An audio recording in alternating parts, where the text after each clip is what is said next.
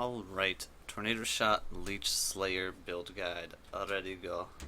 So the basic idea behind making this build was trying to see how hard you can push the Slayer Leech capabilities while also maintaining a build that has good clear speed and good single target DPS. So we're going to throw up a map, show off the build in action a bit, and then we'll get into the details. Basic stuff working behind this build is, like I mentioned, the Slayer Leech, which basically takes your Leech and turns it into a life regen buffer that just continues ticking even after you hit full life. And once you're a little bit of a ways through a map, like the first 5 or 6 packs, you've pretty much got consistent Leech for the rest of the map that's just constantly healing you even when you're not dealing damage. So it's a bit safer than regular Leech in that regard, even compared to Vault Pack, because you don't have to be attacking in order to be healing. Other than that, it is a Tornado Shot build, it's a bow build, it's got pretty good clear speed. Single target's been working well so far. And all in all, it feels extremely safe, because unless you get chunked super hard, you pretty much are healed before you even notice that you've taken any damage.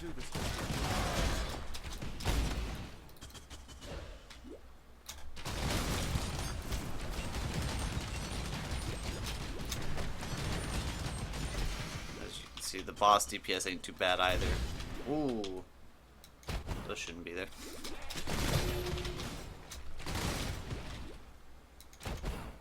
It is basically just a bow build, like I said. The only drawback to it at the moment compared to other bow builds is the character doesn't move quite as fast, but I still move pretty quickly. You can see the slipstream on me thanks to the Harbinger belt. It gives you a miniature acceleration shrine with roughly 40% uptime, but it also speeds up enemies, which is why we've stuck to a bow build instead of playing a melee build for this, since a melee build would be also speeding up your enemies, and that's no good. But before we get into the specifics on the gear and stuff, I'm going to go and try to show off the Leech and exactly how fast it's healing, since it's kind of hard to see in the map, but it is healing very quickly.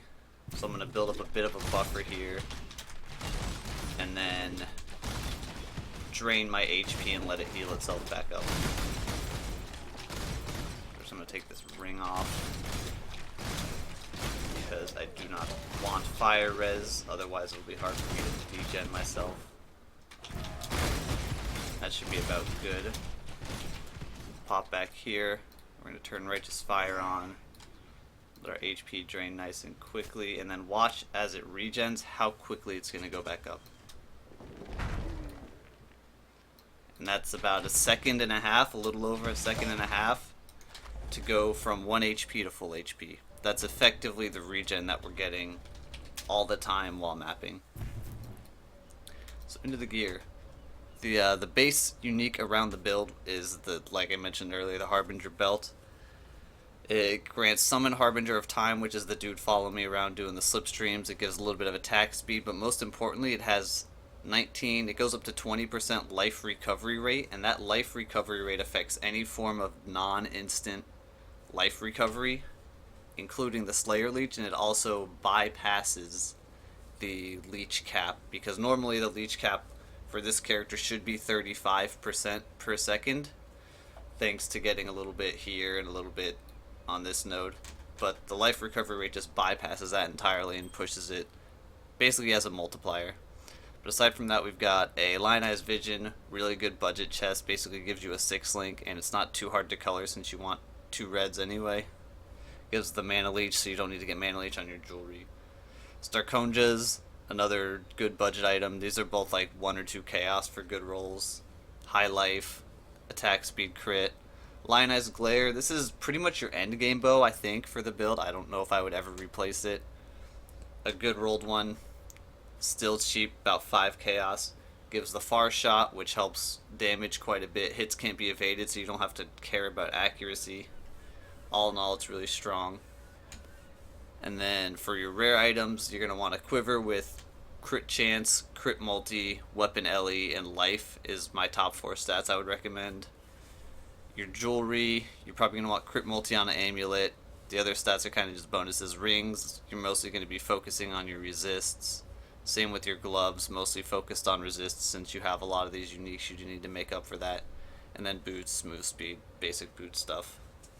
As far as endgame full geared out upgrades go, I would drop the Lionized Vision for a Comb's Heart and have a 6-linked bow, and you would basically use the same gems that I'll go over in a minute and add the Pierce in from the chest.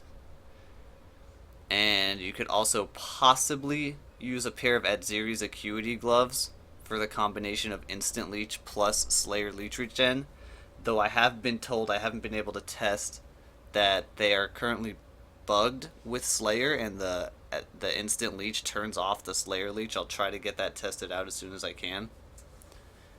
Then for the flasks, we've got a Quicksilver Flask, a Basalt Flask, Diamond Flask, Adziri Flask, and our Life Flask. And these are pretty much going to be staying the same. The only thing that would change is Basalt Flask will be changed out for Taste of Hate, and that Taste of Hate is probably the first actually expensive item you're going to be looking for in the build. Since all in all, everything you see here on this character, outside of the cost of 5-linking the chest, not a single item was more than 10 chaos, and the 10 chaos was for this amulet, which I bought because it looked like a really good amulet at the time. Most of these items are in the 1 to like 4 chaos range. The belt is about 4 chaos. Quivers are really cheap. It's actually an extremely budget friendly build. Like I said, the first big upgrade would be a Taste of Hate, and that'll give you a lot more damage. Works really well. And for the gems, we've got our Tornado Shot, Crit Strikes, Maim, Greater Multiple Projectiles, and Damage on Full Life. Damage on Full Life works. Even though you have Blood Rage on for your Frenzy charges, there's some threshold where once you're out regenning Blood Rage by enough, which you're going to hit it since you're a Slayer, the game just says, okay, you're on full life. I think you can see it right now just off of my regular regen. If I take the gem out, my DPS does actually go down, even though I'm supposed to be constantly losing HP and my life bar doesn't actually show that it's full. It still counts. And then, other than that, you've got a Stone Golem, a Decoy Totem for mostly for lab, is what I've been using it for, Blood Rage, your Blink Arrow setup. I've got a Weapon LE leveling here that I could test out later. And then Curse on Hit, Assassin's Mark with Herald of Ice. Herald of Ash is actually a little bit more DPS, but since you can't Curse on Hit with it, I've decided to go with Herald of Ice to get that Assassin's Mark to build up power charges. And then also, since you're shattering everything anyway, it's still, the explosions do pretty well. And then over here we've got the regular Castle Damage Taken, Increased Duration, Immortal Call, and Vol Haste. And this Castle Damage Taken, Immortal Call, is actually even more important on this build than on other builds, because we are using the Soul of Arakali, and namely the Captured Herald of Thunder, which says 50% increased recovery rate of life, same as the belt, and Energy Shield if you've stopped taking damage over time recently. And there's a very convenient way to stop taking damage over time recently, since we're using Blood Rage.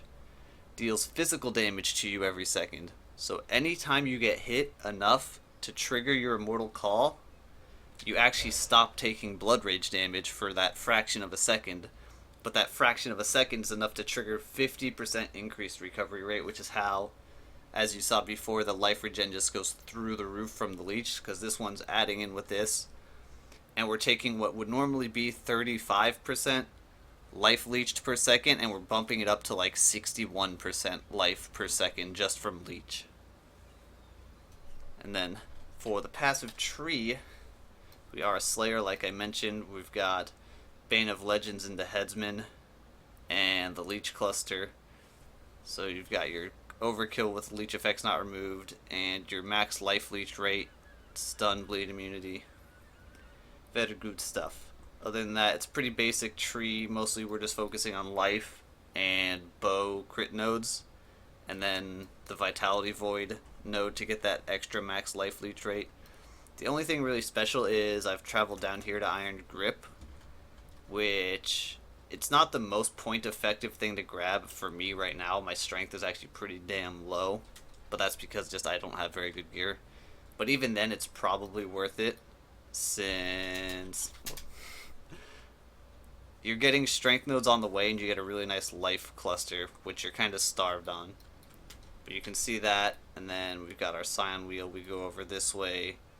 Bow nodes, life nodes, bow nodes, life nodes, bow nodes, frenzy charges. We do get acrobatics as well. No real reason not to. We don't have any block. We don't really care about armor because it's a bad stat. Life nodes, crit nodes, life nodes, crit nodes. And then for the jewels, I only have, I think, one jewel socket right now. My character is only level 85. Jewel sockets are basically what I'm going to be getting for the next 10 levels if I continue to grind. But this kind of shows more or less what you want. You're going to want to prioritize life, crit multi, all res or dual res, and like bow attack speed are probably your top jewel stats. Crit chance is okay. This one was really cheap to grab. And then for bandits, I chose to kill all the bandits. I think it's the best choice early on. And then maybe in your mid-90s, you could swap out killing them for helping Creighton. Because he does give you a lot of attack speed and move speed, and the dodge isn't bad. But early on, you're really point starved, and you really need those extra passive points. Now for leveling the build, what I would recommend is actually to level it with Sunder. It'll get you to the end game the fastest, and it doesn't really differ too much from the tree. You can actually almost fully respec just off of your free respec points from doing the story mode.